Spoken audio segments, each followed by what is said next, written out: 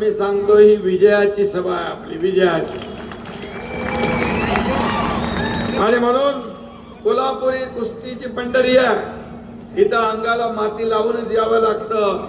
विरोधकांना चितपट करण्यासाठी महायुतीचे धुरंधर हे सगळे रिंगणामध्ये आहे आणि महायुती जिंकणार ही काळ्या दगडावरची भगवी रेघ आहे.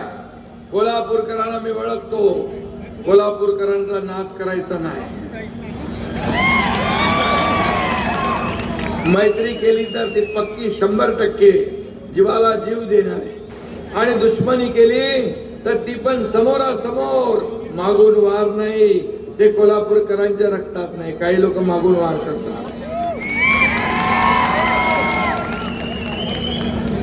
आणि म्हणून 15 तारखेला या विकासांच्या शत्रूवर कोल्हापूरची जनता सांगून वार करणार. आणि म्हणून निवडणुकीमध्ये आपले 3 चिन्ह आहेत ना, धनुष्यबाण आहे, कमळ आहे आणि घड्याळ. हे राज्यामध्ये महायुती आहे, तीच महायुती इकडे अवतरलेली आहे. आणि म्हणून मी कोल्हापूर वासियांना आणि आमच्या सर्व नेत्यांना धन्यवाद देतो की तुम्ही वरची महायुती इकडे आणली. त्यामुळे विजय आपलाच आहे. आणि 16 तारखेला मगाशी मी सांगितलं, विजयाचा गुलाल आपल्यालाच उधळायचा आहे.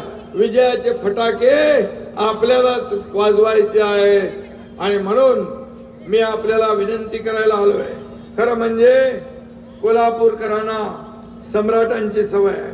कोणी साखर सम्राट, कोणी सहकार सम्राट, कोणी शिक्षण सम्राट, परंतु आमचे महायुतीचे उमेदवार सर्व कार्य सम्राट आहेत. हे देखील मी या ठिकाणी सांगू इच्छितो.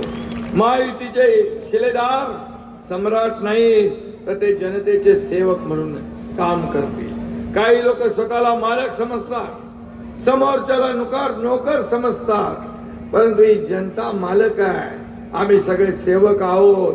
ही जनता जनार्दन एखाद्याला वर उचलते आणि मग जेव्हा जास्त हवा जाते तेव्हा एवढ्या जोरात आपटते की पुन्हा तो उभा राहू शकत नाही.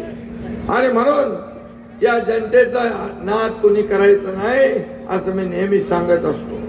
आणि म्हणून श्रीरामानं 14 वर्षाचा वनवास भोगला होता. कोल्हापूरला यापूर्वी कोण होता? काँग्रेस. कोल्हापूरकरांनी काँग्रेसच्या भ्रष्ट कारभाराचा 15 वर्षाचा वनवास सहन केला. रामानं 14 वर्ष, तुम्ही 1 वर्ष जादा.